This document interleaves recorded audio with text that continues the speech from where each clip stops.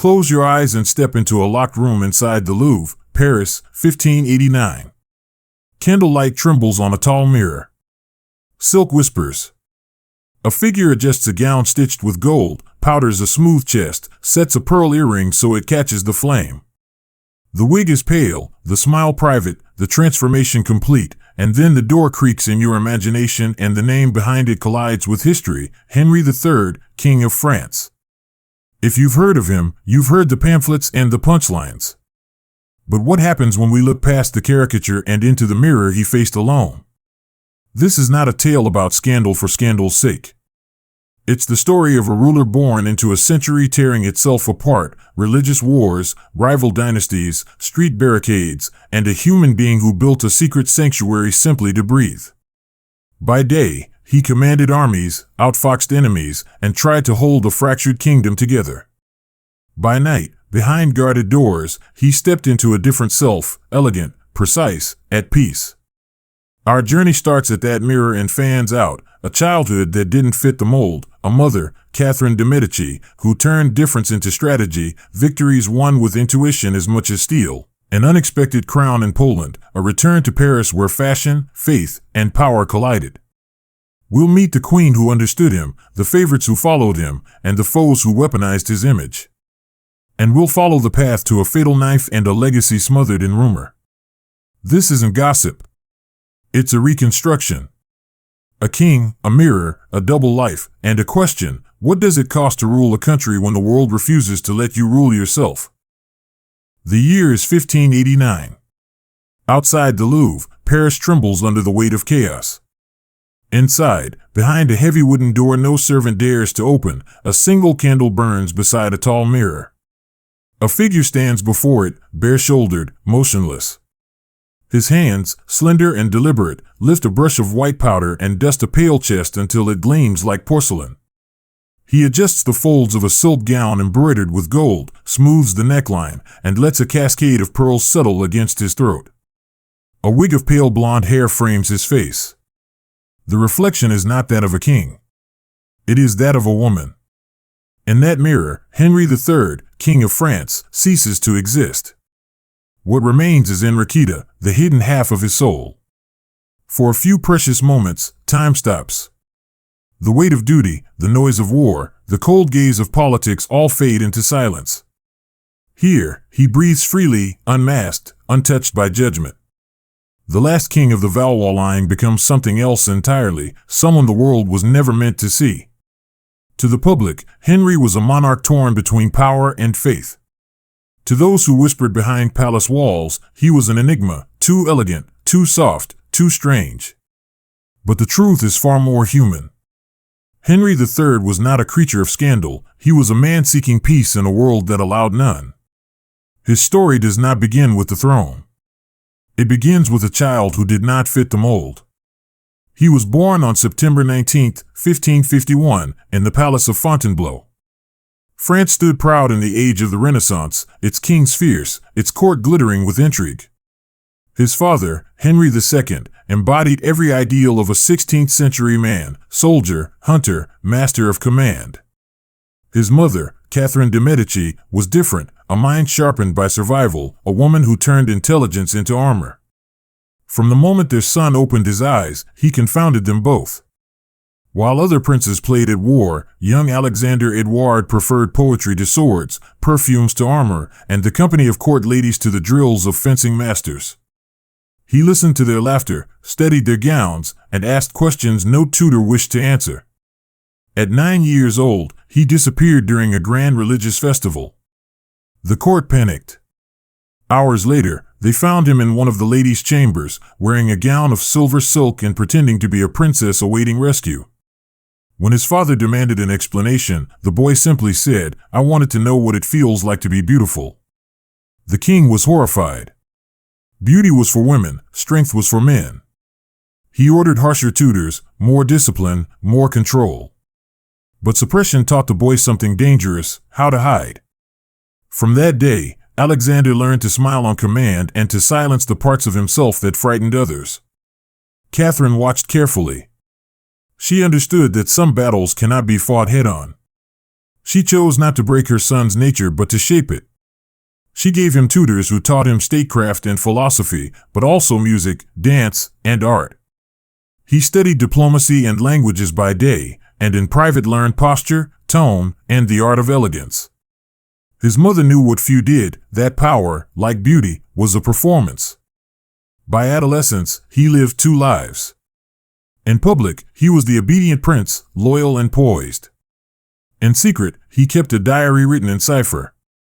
One line survives: "Today I remained in Rakita for 2 full hours. Madame de Montmorency passed me and did not recognize me. She said I was one of the most elegant ladies she had ever seen." To him, these moments were not play. They were truth. When his father died in a jousting accident, Catherine became the force behind the throne. One brother of Henry ruled and died, another followed. Catherine governed in their names, and young Alexander, now Duke of Anjou, watched and learned. He studied her mastery of perception, the way she used charm like a blade.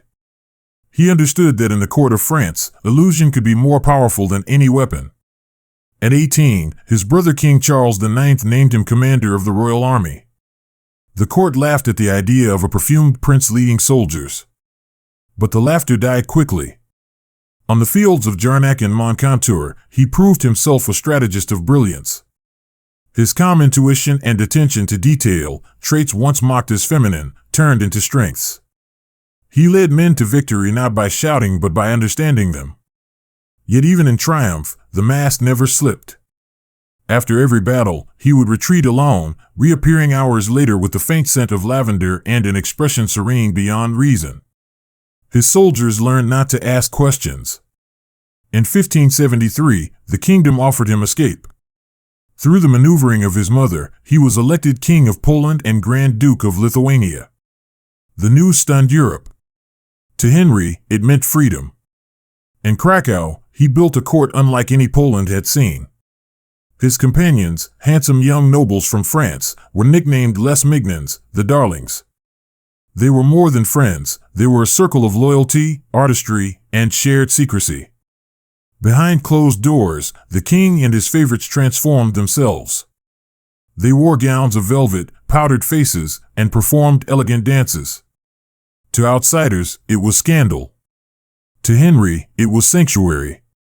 A Venetian ambassador wrote with a mix of awe and disgust, "His Majesty appeared dressed as a woman of such beauty that no man could tell the difference."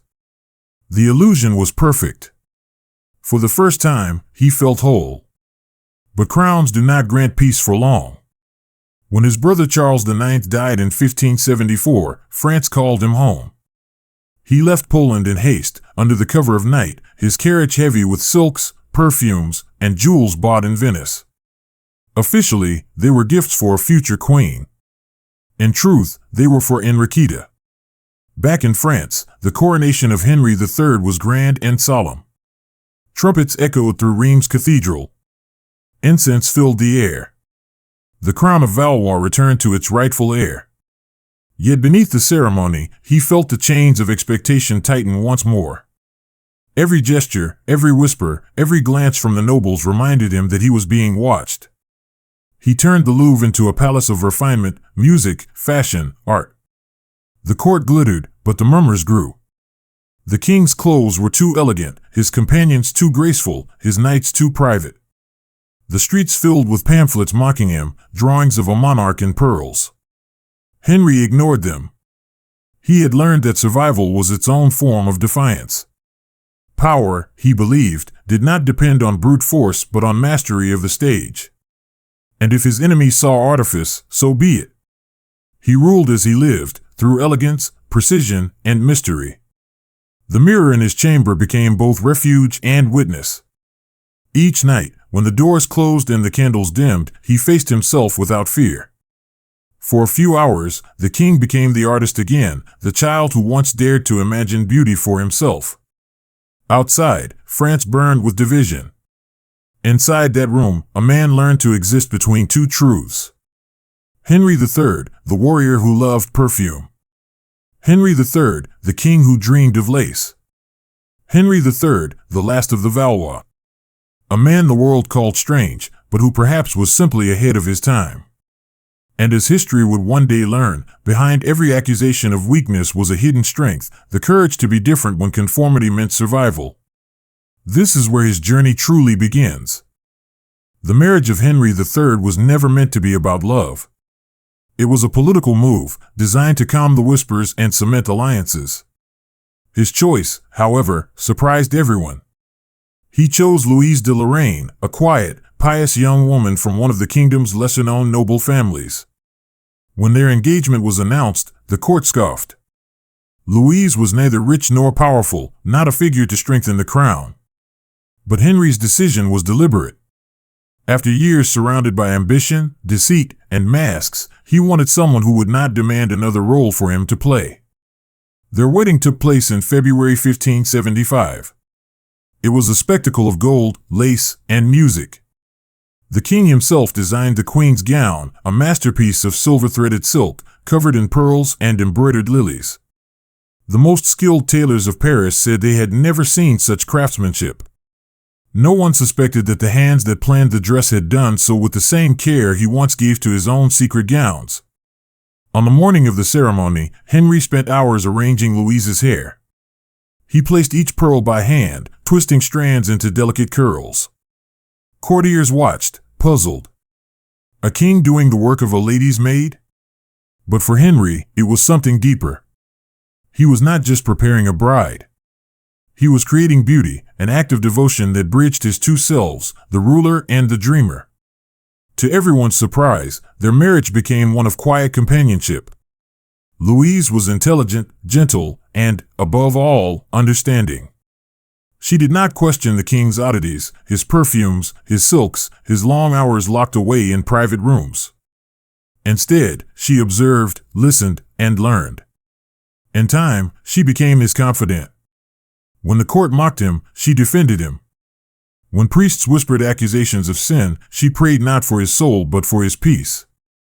There are letters, faded but real, that reveal a closeness rare among royal couples. "My dearest friend," Henry wrote once, "in you I find the calm the world denies me." What no one outside their chambers knew was that Louise sometimes joined his secret evenings. In the soft light of the Louvre's private apartments, she helped him lace corsets, fasten jewels, apply powder. Sometimes she wore his crown while he wore her dress, and they laughed at the absurdity of the world that demanded they be anyone but themselves. It was not mockery. It was mutual understanding. In each other, they found the freedom to exist without judgment. But beyond the locked doors, France was changing. The court grew restless. The streets of Paris filled with tension, hatred, and propaganda. The kingdom had been bleeding for decades, Catholics and Protestants killing each other in the name of God. Henry tried to bring peace, but both sides distrusted him.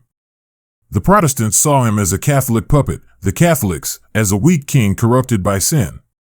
Every rumor about his private life was twisted into proof of unfitness to rule. Pamphlets spread through Paris depicting him in women's clothing, surrounded by his mignons, the young noblemen who followed him everywhere. The press, crude but effective, called him the Queen of France, the King of Lace, the perfumed tyrant. It was politics disguised as morality. By mocking his masculinity, his enemies attacked the divine foundation of monarchy itself. A king was meant to embody the strength of God. To call him effeminate was to call his authority illegitimate. Henry fought back not with armies but with art. He transformed his court into a spectacle of refinement, dances, operas, costumes, and ceremonies so grand that they became the envy of Europe. He wore jewels with confidence, silk with pride. What his enemies saw as weakness, he turned into style. What they mocked as vanity, he used as control. For a while, it worked. The court glittered.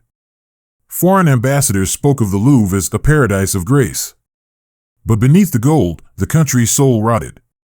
Outside Paris, famine and unrest grew.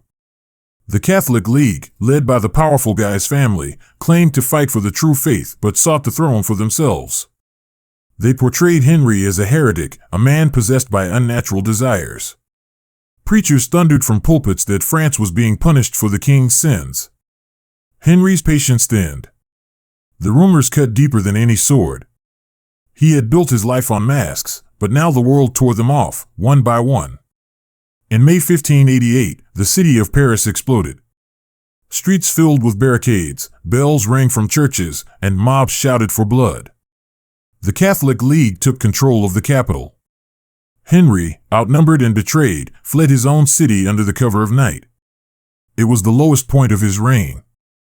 In exile, far from Louise, far from his court, he fell into despair. Witnesses said he grew pale, thin, withdrawn. He no longer dressed with care, no longer played music, no longer laughed. Without Enriqueta, without the space to be himself, he became a hollow shadow of the man he once was. But a fire still burned in him, cold and bright. In December of that same year, he made a decision that stunned Europe. He invited his greatest enemy, Henry of Guise, to a private meeting at the Château de Blois. Guise arrived confident, expecting reconciliation. Instead, the king's guards surrounded him and struck him down. The next morning, his brother, a cardinal, met the same fate. 2 days. 2 assassinations. A kingdom shocked into silence. For the first time in years, Henry stood alone without fear. It was brutal, it was theatrical, and it was him. The killings did not save him. They sealed his fate. The Catholic League declared holy war. His enemies multiplied, his allies scattered. Even the church turned its back. In the midst of ruin, only Louise remained loyal. Letters from that time speak of her waiting for him in Tours, sending prayers and silk handkerchiefs, writing of forgiveness and faith. By the summer of 1589, Henry's world had collapsed. Yet one last act of destiny awaited him. On the morning of August 1st, a Dominican friar named Jacques Clement appeared at the royal camp in St. Cloud. He claimed to carry secret intelligence. The guard searched him, but the dagger he hid was too small to find. When he entered the tent, he knelt before the king as if to deliver a message.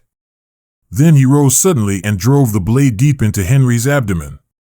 The king fell, gasping. Guards killed the assassin instantly, but it was too late. The wound was mortal. Through the night, Henry lay dying. He asked to see his heir and ally, Henry of Navarre, a Protestant, once his rival.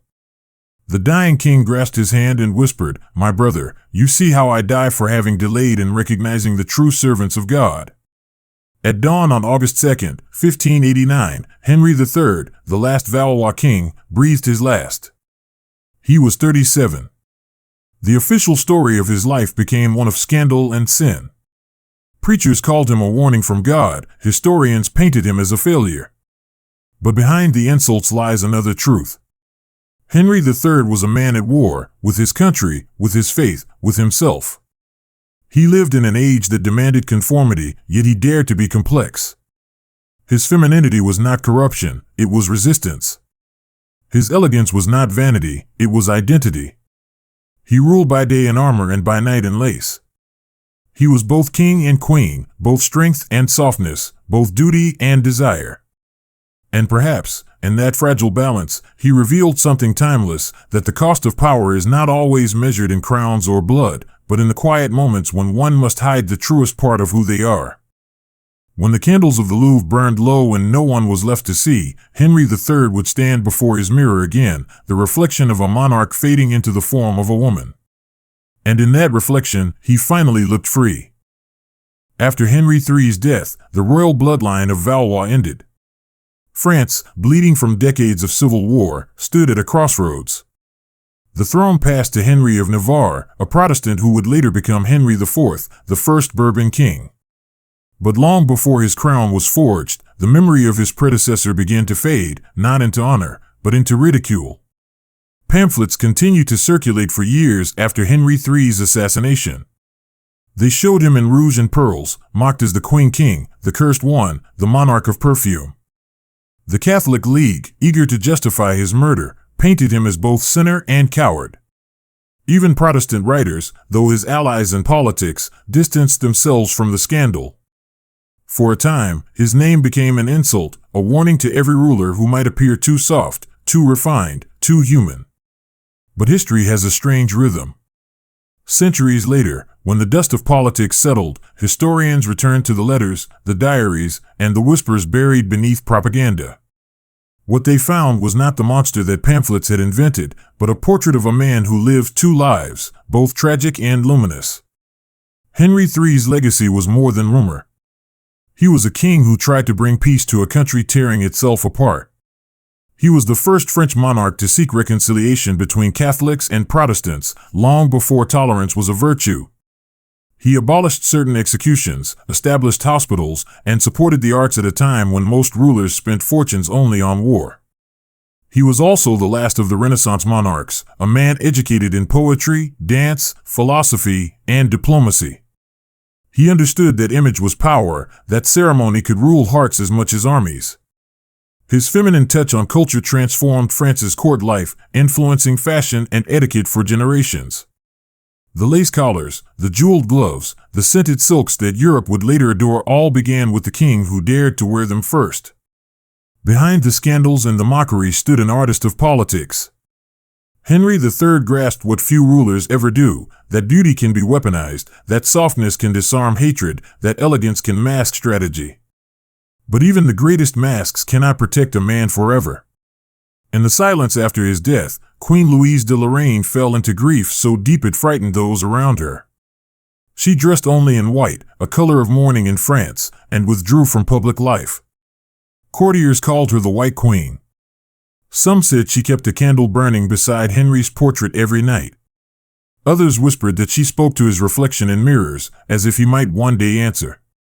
Years later, visitors to the convent where she retired said the walls of her chamber were painted with symbols of purity, lilies, pearls, and stars, and that in the center hung a single mirror framed in gold. It was said she never looked into it again. But perhaps the mirror itself remembered. Within the Louvre, the same corridors where Henry once walked became places of ghost stories. Servants swore that on certain winter nights, when the moonlight reached the grand staircase, they could hear the faint rustle of silk and the scent of roses drifting through the air. Some claimed they saw a shadow in the mirrors, slender, crowned, neither fully man nor woman, passing silently from room to room. To the church, it was blasphemy. To poets, it was poetry. To history, it was the persistence of truth that refused to die. In the centuries that followed, as Europe evolved and gender and identity began to be questioned, scholars revisited Henry III's life with new eyes. They began to see him not as a symbol of decadence, but as one of the first recorded figures in power to live across the boundaries of gender and expectation. In the secret letters preserved from his youth, historians found a person who was self-aware in ways the 16th century could not comprehend. "I am two souls sharing one body," he once wrote, "and neither is false." That sentence, hidden in archives for hundreds of years, changes everything. Henry III was not a man ashamed of who he was. He was a man terrified of what his world would do to him for it. He lived as two people because only by doing so could both survive. Modern historians now describe him as a visionary of identity, a ruler whose otherness made him sensitive to the loneliness of power. He valued conversation over command, art over cruelty, peace over vengeance. Even in war, he preferred negotiation to bloodshed. And though his enemies saw this as weakness, history has proven it was wisdom. In his time, they called him effeminate. Today, we might call him empathetic. When the Renaissance faded and new ideologies rose, France moved on, but the ripples of Henry's reign never vanished. His patronage of music, dance, and architecture shaped the court culture that blossomed under Louis XIV, the Sun King himself, who borrowed from Henry's sense of ceremony and spectacle. The salons, the masks, the theater, all of it carried echoes of the monarch who once found solace in costume and performance. Even his political reforms, the attempts to unify Catholics and Protestants, planted seeds that would not bear fruit until generations later, when France finally embraced the principle of tolerance. Yet for all that he gave, Henry III remains the most misunderstood king in French history. To some, he is still the monarch who failed. To others, he is a symbol of courage, the courage to live authentically, even in shadows. He was a man divided between two worlds, the divine and the human, the masculine and the feminine, the ruler and the dreamer. And perhaps that is why his story still resonates. Because it is not just about a king, it is about anyone who has ever hidden part of themselves to survive. He once wrote in a private note, "I am not the mask they gave me. I am what I see in the mirror when no one is there to judge." For centuries later, the world has finally begun to understand what he meant. Henry III's reflection was never weakness, it was defiance. He lived in lace and led with steel. He danced through war and loved through scandal. He fought, not for conquest, but for the right to exist in a world that demanded simplicity where there was only complexity. That is the tragedy and the triumph of the king who lived as a woman. He was not a creature of sin, but a man of extraordinary grace. Not a ruler who betrayed his duty, but one who carried it until it broke him. Not a king who hid in silk, but a soul who found, within that silk, the courage to breathe. In the end, when the flames of propaganda died and the ink of slander dried, what remained was this: Henry III was human. And that, in his time, was the most dangerous thing of all. Centuries have passed since the candlelight in Henry III's private chamber went out. The Louvre that once echoed with his silk and perfume now houses paintings, relics, and ghosts. Tourists walk its marble halls without knowing that beneath their feet once stood a man who fought an invisible war between duty and self, between crown and conscience. For generations, his name was erased, twisted, reduced to a caricature in history books. He became the vain king, the perfumed ruler, the effeminate monarch who let France burn. Scholars of the 17th and 18th centuries, men who worshipped reason and masculinity, mocked him as a warning. Even his assassins were turned into heroes of faith. But history, though cruel, eventually circles back to those it misunderstands. By the 19th century, when France began to study its Renaissance past with new curiosity, fragments of Henry's truth resurfaced. In dusty archives, historians discovered his private diaries and letters once locked away under clerical seals. There, between neat lines of court reports and prayers, they found verses written in Italian and French, reflections on beauty, love, and loneliness. One entry read, "The body is a costume. God gives us the fabric, but we must sew the shape that fits the soul." For the first time, the king long condemned for vanity began to sound like a philosopher. Artists of the Romantic era became fascinated by him. Painters depicted his sorrow, playwrights gave him back his dignity, and poets saw in him the image of a man who lived too early for the world that could have accepted him. They called him Le Roi Tragique, the tragic king. In 1860, a historian named Jules Michelet wrote that Henry III sought harmony in an age of violence and refinement in a court that adored brutality. It was the beginning of his slow resurrection. Still, the myth of decadence clung to him. The 19th century could admire his art but not his duality. The idea of a king who found solace in femininity was too dangerous even for an age that idolized passion. The church refused to revise its judgment. The monarchy that came after him, obsessed with image, preferred to bury his complexity under silence. And so, for another 100 years, he drifted between legend and laughter.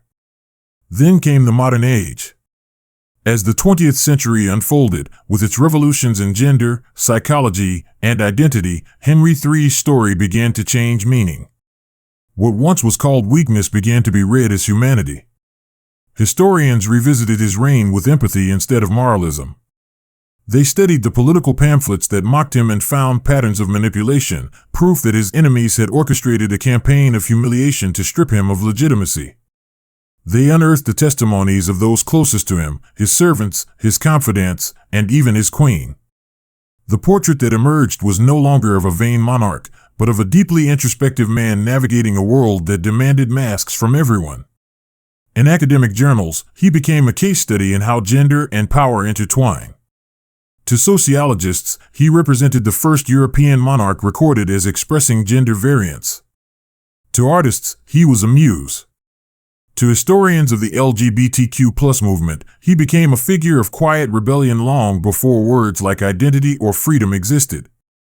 Yet beyond all those labels, there remained something simpler and more profound. Henry III was a human being who longed for peace in a century that worshipped war. He loved poetry as fiercely as he commanded armies. He could sign death warrants in the morning and sketch flowers in the evening. He prayed for forgiveness while refusing to apologize for beauty. In his contradictions lay his truth. As the Louvre evolved into a museum of civilization, the echoes of his reign lingered in unexpected ways. The fashion of his court shaped centuries of European style, the ruffled collars, the jeweled embroidery, the scented gloves that defined aristocratic refinement. The concept of elegance as power, born in his salons, lived on in the courts of Versailles and the palaces of Vienna. Even the idea of the royal image, the carefully crafted persona that modern leaders still maintain, was something Henry understood instinctively. He knew that perception was the armor of authority. He wielded it not to deceive, but to survive. Today, his portrait hangs quietly among the hundreds that line the Louvre's walls. Most visitors pass it without noticing. They see the lace collar, the sharp nose, the soft eyes. Few realize that those eyes once held two worlds, the one he ruled and the one he could never reveal. But to those who stop and look long enough, something stirs. The faint shimmer of gold, the hint of sadness around his mouth, the almost fragile serenity of his pose, it all feels like a message across time. He is saying, perhaps, that power without self is nothing. That to reign over others means little if one cannot reign over one's own truth. And maybe, just maybe, he is still whispering what he once wrote in his diary. They will not remember me as I was, but as they need me to be. The story of Henry III forces us to confront the same mirror he faced. How much of what we call truth is performance? How much of our identity is costume? And what courage does it take to live authentically when the world demands illusion? He was born into a century that divided everything, faith from reason, man from woman, virtue from sin. Yet he embodied all of it at once, refusing to choose between contradictions that made him whole. In that way, Henry III was not just the last Valois king. He was the first modern soul in a medieval world. He stood at the threshold between two eras, the dying echo of chivalry and the awakening of individuality. And though history mocked him, time has vindicated him. Today, scholars speak his name with curiosity, artists with tenderness, and those who search for themselves in mirrors with recognition. Henry III's reflection has become a symbol of resilience, a reminder that authenticity, even when lived in secret, leaves an imprint stronger than propaganda or prejudice. Because truth, like perfume, cannot be contained forever. Its scent remains in the air long after the flame has died. And in the Louvre, when the evening lights dim and the crowd has gone, perhaps a single shadow still lingers near the mirrors of the royal apartments, a figure neither entirely king nor queen, draped in light and silence.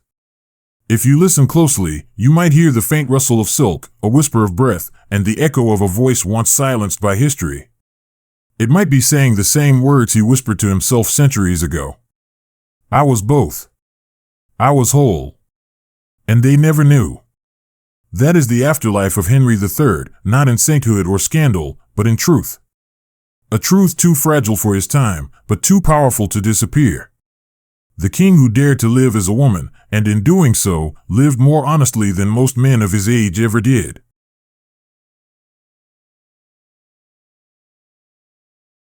Long after Henry III's body was laid to rest, long after the Valois banner had fallen from French castles, the mirror from his private chamber was said to remain hidden somewhere within the walls of the Louvre. It became a legend whispered by palace servants and later by museum guides, the mirror that remembers. They said its surface was haunted by more than reflection.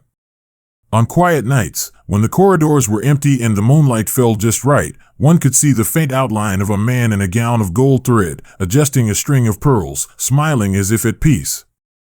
Whether or not the story is true doesn't matter anymore. Because that mirror, real or imagined, has outlived the crown that once defined him. It has become the symbol of everything Henry III stood for: fragility and strength, secrecy and truth, mask and identity. The mirror is witness. It saw the prince who wanted to feel beautiful. It saw the king who commanded armies by day and dressed as Enriqueta by night. It saw the husband who loved his queen not for politics but for understanding. And it saw the man who faced the dagger without renouncing who he was. That mirror held the story of a human being torn between two worlds. And perhaps that is why it still captivates us, because the battle he fought inside himself has never truly ended. Every era has its masks. Every generation invents new ways to hide. The costumes change, armor replaced by uniforms, lace replaced by suits, but the fear remains the same, the fear of being seen for what we really are. Henry III's life, stripped of myth and mockery, is a warning written in silk. When society decides what a man or woman should be, it crushes everything in between. The weight of inheritance. The kings who came after him tried to erase his trace. The Bourbons rebuilt France's image on discipline, virility, and glory. Louis XIII hardened the crown. Louis XIV turned elegance into spectacle but removed its vulnerability. Versailles was the triumph of control, every gesture rehearsed, every costume regulated. There would be no more mirrors that reflected the private soul of a king. And yet, even there, Henry's ghost lingered. The Sun King's lace collars, the powdered faces of courtiers, the obsession with presentation, all descended from the man they once mocked. His influence persisted not in confession, but in imitation. It was as if France had absorbed his spirit while denying his name. Every portrait of a French monarch wearing perfume or jewels carried a trace of him. Every ballroom glittered with the light he had kindled. The king who had been condemned for vanity became the father of French style. Rediscovery and reckoning. When modern historians began to read his private notes again, something remarkable happened. They found not only evidence of gender duality but a depth of emotion rare for rulers of his age. He wrote of loneliness, of the fear that even his prayers were masks. He confessed to loving beauty more than power and honesty more than victory. These weren't the words of a decadent tyrant. They were the voice of a thinker trapped inside a crown. One passage, preserved in an Italian notebook, reads, "If I must choose between ruling my people and ruling myself, I would choose the latter. The kingdom within is the harder throne." That sentence alone erases centuries of lies. It shows us a man who understood that leadership without self-knowledge is hollow. And perhaps that is why he fascinates us now, in an age that worships self-image but fears self-truth. The Louvre today. Walk through the Louvre today. Past the crowds pressing toward the Mona Lisa, past the statues and the gold ceilings, there are rooms few linger in, the Renaissance galleries, where portraits of forgotten monarchs hang in solemn silence. Among them is Henry III. His eyes, painted soft and uncertain, follow you across the room. His lace collar glows under the museum light.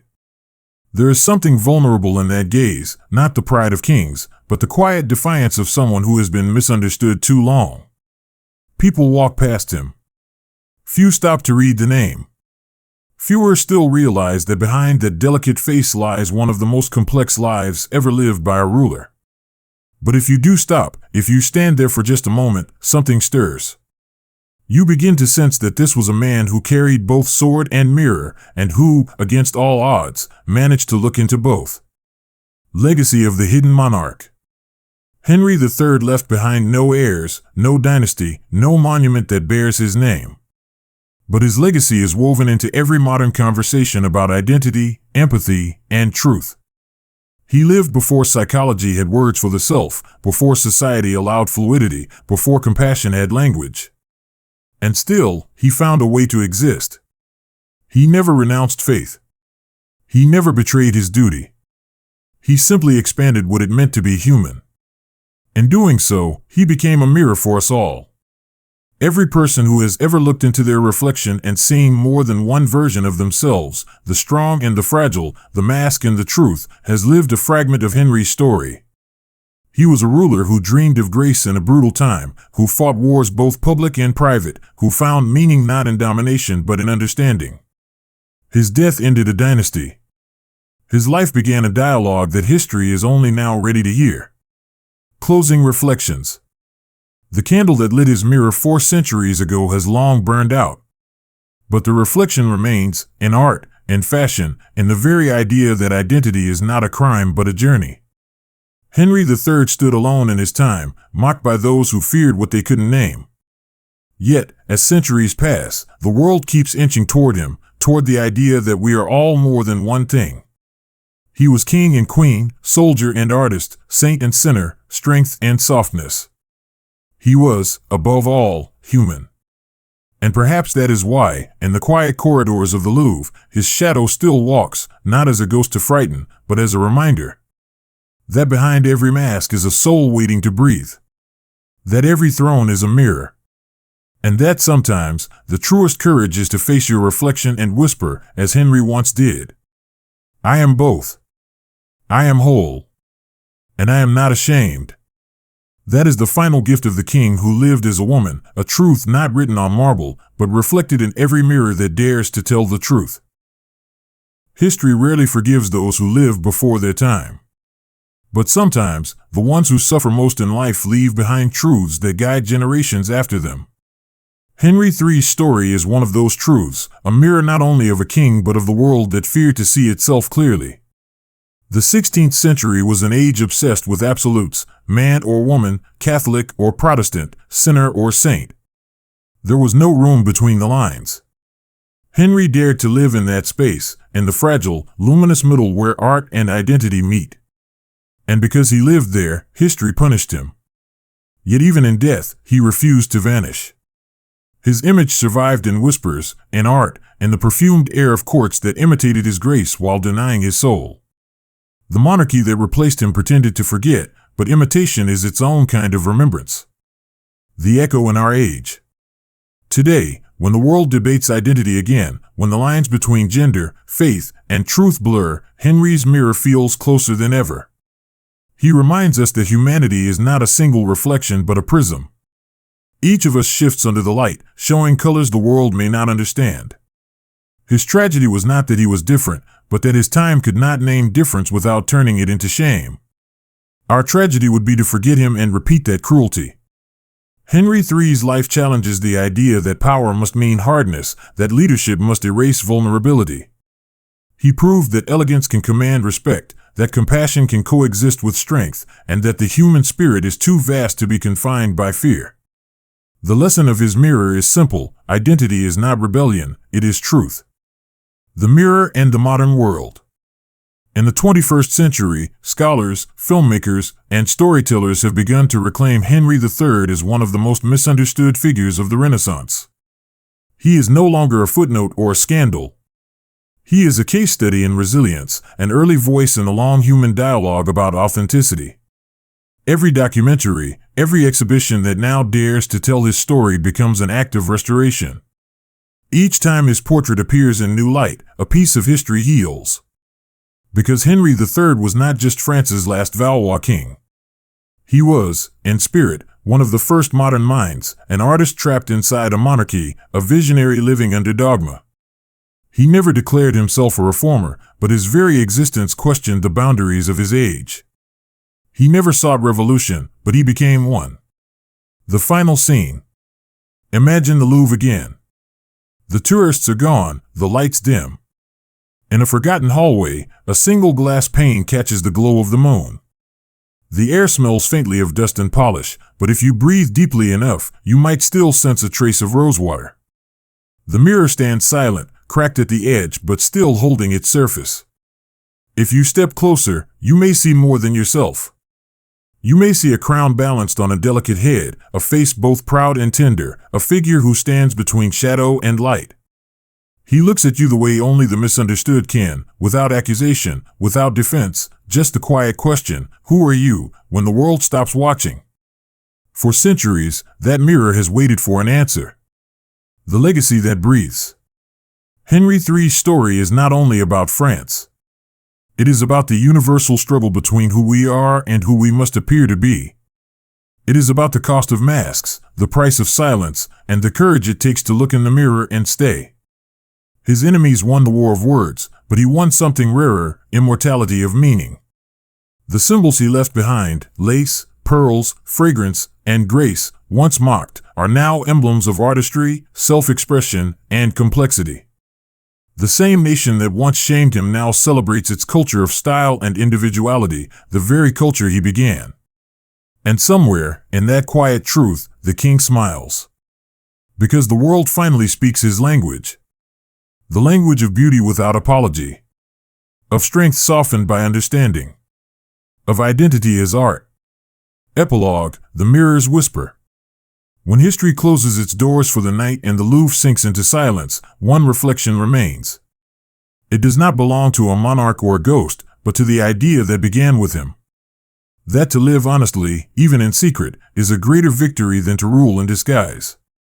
That love without fear is nobler than power without mercy. That the crown may fall, but the mirror remembers. And if you ever stand before that reflection, if the light catches your eyes and you see not just your face, but the face of every soul who has ever hidden to survive, you will understand what Henry III tried to tell the world. We are all more than one thing. And the truth, no matter how fragile, is never wrong. That is the final image. The mirror gleams. The room is empty. The story ends. But the reflection endures. The story of Henry III does not end with his death, nor with the crumbling of his dynasty. It continues in us, and every person who has ever stood before a mirror and hesitated before their own reflection. His struggle, though wrapped in silk and crowned with gold, was never truly royal. It was deeply, painfully human. He was born into a world that worshipped absolutes, and he dared to live in the gray, a space where truth breathes freely but dangerously. That is what makes him immortal. Every age finds a little of itself in him, its conflicts, its hypocrisies, its fragile search for authenticity. The church that condemned him has long since softened its voice. The court that mocked him has turned into a museum where visitors whisper in awe. The city that once rioted against him now celebrates fashion weeks that bear his aesthetic DNA, lace, fragrance, elegance, art as armor. Even in silence, he changed the way beauty was understood. The long echo of grace. Look at the portraits of France's later kings. The powdered faces of Louis XIV and Louis XV, the perfumes, the jewels, the perfectly calculated poses, all of it descended from the effeminate Henry. The grace he embodied became the language of French power. The irony of history is merciless. What the 16th century hated in him, the 17th turned into its highest ideal. In that sense, Henry III won the war he never fought. The world took his mask and made it its own. But in doing so, it forgot the man who wore it first.